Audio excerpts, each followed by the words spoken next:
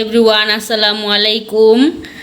কেমন আছেন আপনারা? আজকের ভিডিও শুরু করলাম একটা হেলদি স্মুদি দিয়ে। আজকে বানাবো হলো পিনাট স্মুদি বা বাদামের শরবত। এখানে আমি কত রকমের বাদাম নিয়ে নিয়েছি, কাঠবাদাম, চীনাবাদাম, কিশমিশি, খেজুর এগুলো নিয়ে নিয়েছি। আর এখানে হলো দুধ।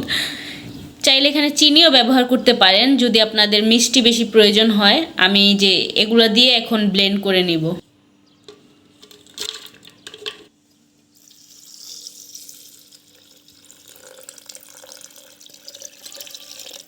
এই যে এখন ব্লেন্ড করে নিব।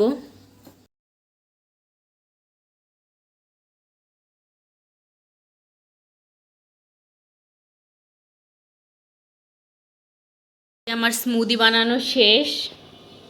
এই যে আমি গ্লাসে পরিবেশন করে নিয়েছি, এই যে দেখতে পাচ্ছেন। হয়েছে, খেতেও মজা হয়েছে। বাসায় একবার হলো আপনারা ট্রাই করে দেখবেন, খুবই মজা এবং স্বাস্থ্যকর। স্বাস্থ্যের জন্য তো খুবই ভালো। যেই বাচ্চারা বাদাম দুধ খেতে না চায় তাদের এরকম শরবত বানিয়ে দিবেন বা জুস বানিয়ে দিবেন, তারা আরামসে খেয়ে নেবে। নুসরাতকে খেতে দিয়েছি। নুসরাত খেয়ে বলো তো কেমন হয়েছে।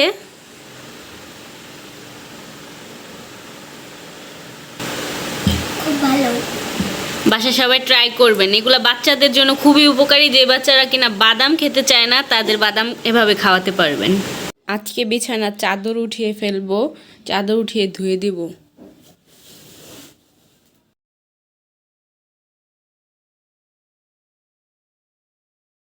এই যে ফ্যানও আমি ক্লিন করেছি।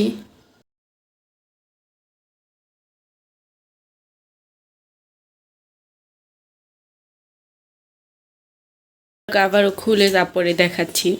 অন্য আরেকটা চাদরও বিছিয়ে ফেলবো এখন।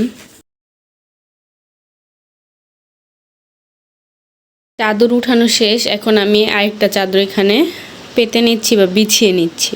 এই ঘরটাও চাদর উঠিয়ে ফেলেছি। এই ঘরে আরেকটা নতুন চাদর বিছিয়ে দিব। এই ঘরের ফ্যানও আজকে ক্লিন করেছি। আজকে আসলে সব রুমেরই ফ্যান ক্লিন করা হয়েছে যেহেতু, তাই বিছানার চাদর উঠিয়ে ফেলা হবে। এই বেডরুমে এই চাদরটা বিছাবো ভেবেছি, সাদা কালার হোয়াইট। রুমে এই বিছানার চাদরটা বিছিয়ে নিচ্ছি। এই যে খয়েরি কালার, এটা বিছিয়ে তারপর আপনাদের দুটোটা রুমই খাচ্ছি।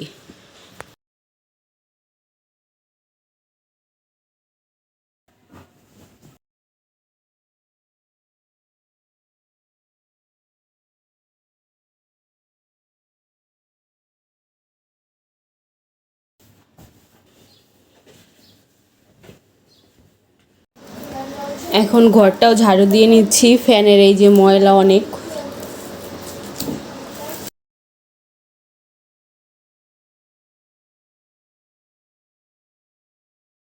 যে চাদরগুলো উঠিয়ে নিয়েছিলাম সেগুলো এখন ভিজিয়ে নিচ্ছি।